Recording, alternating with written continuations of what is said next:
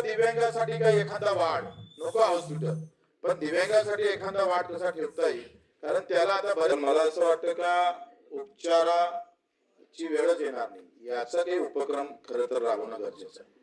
आजार होणार नाही याच्यासाठी आपण काय दिव्यांग लाभार्थ्यांसाठी अतिशय महत्त्वपूर्ण अपडेट असणार आहे बघा. दिव्यांग लाभार्थ्यांसाठी माननीय बच्चूभाऊ कडू नेहमी सोबत राहतात. म्हणजेच काय, जे काही अडचणी असतील किंवा जे काही प्रॉब्लेम्स असतील ते सॉल्व्ह करण्यासाठी माननीय बच्चूभाऊ कडू नेहमीच तत्पर असतात व जे पावसाळी अधिवेशनात आता जे त्यांनी म्हणणं मांडलेलं आहे ते पूर्णपणे करण्यासाठी प्रयत्न सुद्धा करतील.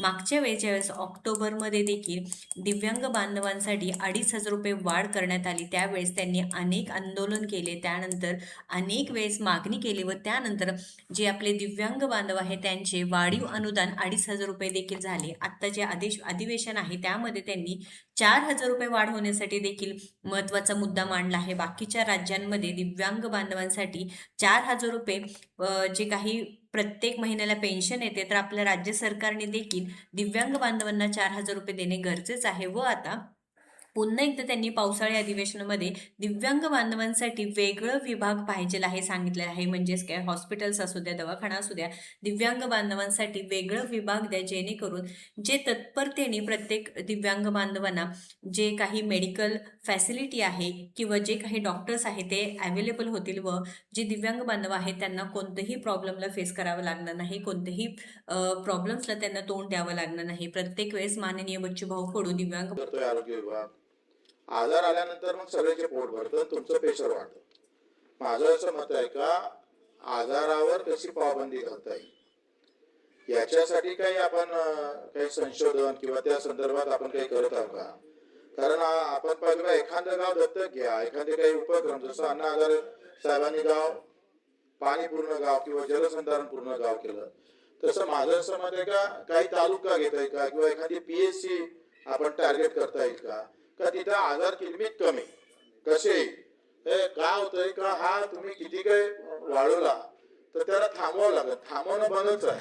जसं आपण पाहिलं का पोलिओच्या एका लसनं आज दिव्यांगत्वाचं प्रमाण 100% कमी झालं एका लसीकरणावर. जे दिव्यांगत्व येत होतं पोलिओमुळं, त्याच्यामुळे जर एवढा मोठा परिणाम जर आपण पाहतो का भारतवर्षावर जगाच्या व्यासपीठावर झालेला आहे, त्या संदर्भात आपण काही पावलं उचलणार का? दुसरा, सभापती महोदय, मी जेव्हा महाराष्ट्रभर फिरतोय तेव्हा हे दिव्यांग असतं, मूकबधीर असतं, अंध असतं. आता मूकबधीर जर दिव्यांग असतं त्याला बोलता येत नाही, ऐकायला येत नाही, तो आजार कसा सांगा डॉक्टरला? त्याच्यासाठी दुभाषिक लागेल तुम्हाला. आता मूकबधीर दिव्यांगासाठी काही व्यवस्थाच नाही आहे. किमान विभागावर एखादी अशी फक्त दिव्यांगासाठी काही एखादा वाढ नको हॉस्पिटल, पण दिव्यांगासाठी एखादा वाढ कसा ठेवता येईल, कारण त्याला आता बरेचदा काय झालंय, आम्ही एका हॉस्पिटलमध्ये जेव्हा गेलो, अचानक गेलो,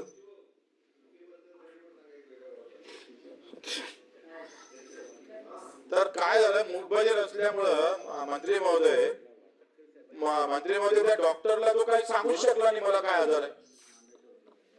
आता तो सांगू शकला नाही तर उपचारच होणार नाही.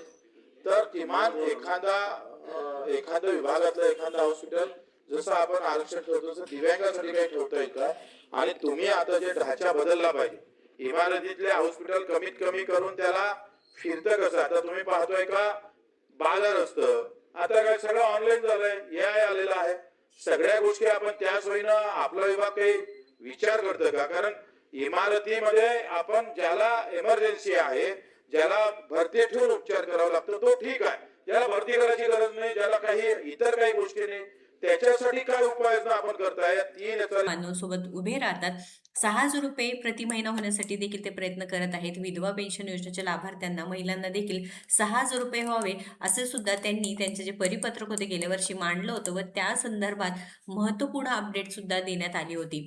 तर एक नवीन शासन निर्णय सुद्धा निघाला आहे. ते लगेच थोडक्यात बघूया की दिव्यांग व्यक्तीसाठी सामाजिक सुरक्षा अंतर्गत विवाह प्रोत्साहन योजनेतील पात्र लाभार्थ्यांना अनुदानाचे तातडीने वितरण करण्यासाठी विशेष मोहीम राबवण्यासंदर्भात दिव्यांग सक्षमीकरण विभागाकडून 3 जुलै 2026 ला शासन निर्णय सुद्धा आलेला आहे.